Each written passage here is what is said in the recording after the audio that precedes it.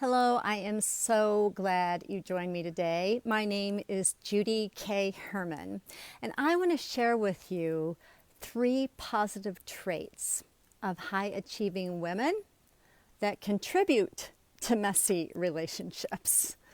Yes, I am the author of Beyond Messy Relationships, and I'm also a therapist. So, not what I'm about to share with you, I know really, really well deep in my bones. And there's going to be some really surprising things I'm about to share. 3 surprising positive traits, or 3 traits that of high achieving women that I have not only personally experienced, but also have heard many stories throughout the years that high achieving women actually have that contribute to their messy relationships. Now, I'm not saying to change those positive traits about yourself, but what I am saying is that we need to be more aware because we have to change the relationship dance. Okay, so try not to misunderstand what I'm saying, but these do contribute, and it's what I found. It's very interesting and it's very common. Number 1, most positive minded or positive traits of high achieving women is that they're grounded. They're really grounded in their sense of self. They may be grounded spiritually speaking. They're grounded in their values, what matters to them. And with that grounding also comes this empathy. They just have empathy oozing out of them. They're great moms. They understand their spouses.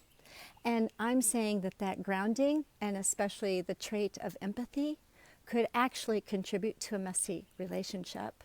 And that is because most people who are very empathic, they are like magnets to people who are not. So they may be married to someone who has what you call narcissistic traits. I know we throw the N word around a whole lot. And is someone 100% narcissistic? I don't know. But we'll let God be the judge of that. But she believes that she's the only one that I can understand. And she has this beautiful gift of empathy.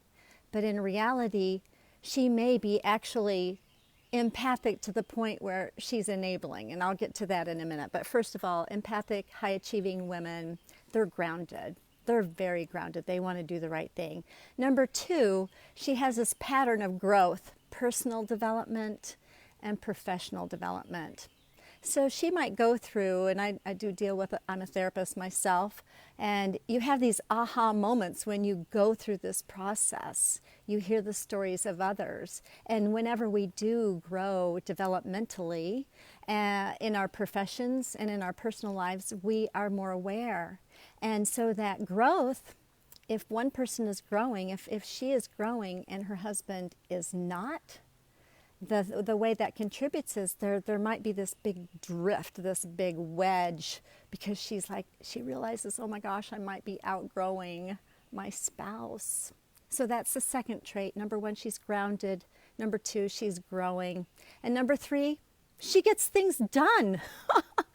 Yes, she's a high achieving woman and she gets things done.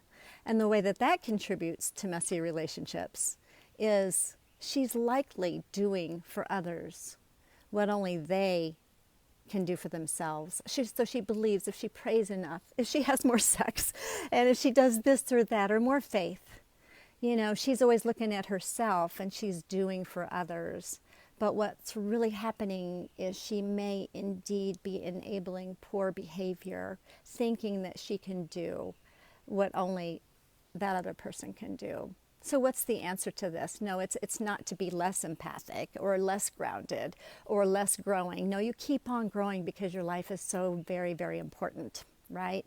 But what needs to happen is that level of awareness that is raised. And instead of taking in and soaking up what really belongs to someone else, you need to just realize, I can't do the work of 2. You might need to realize and face the reality that it does take 2 to be married. But by letting go of the things that don't belong to you, aligning with truth is what we need to do. And that gives the other person an opportunity to either grow or not. But what matters is your character development and living in the truth. And that's sometimes hard to face, but it is a beautiful thing when you can go on this authentic journey. So those are the 3 positive traits of high achieving women that I have seen. And how they contribute to messy relationships. But first of all, there's grounding, there's growth, there's getting things done. There's a lot of positive things. So what's your next step? Let's kind of see where you are, okay? Take the relationship stress quiz. You can go to my website, judycounselor.com, see where you are in that. And then also you can order your author signed copy if you have a U.S. address, and you can go to the link that I put in the description there. That might be your first step, okay, to know that you're not alone. So many high-achieving women are alone, lonely at the top in their leadership. So I want to let you know you're not alone, and you can do the next right thing and live your vibrantly authentic self, because you are so worth it. All right. Thanks so much for joining me.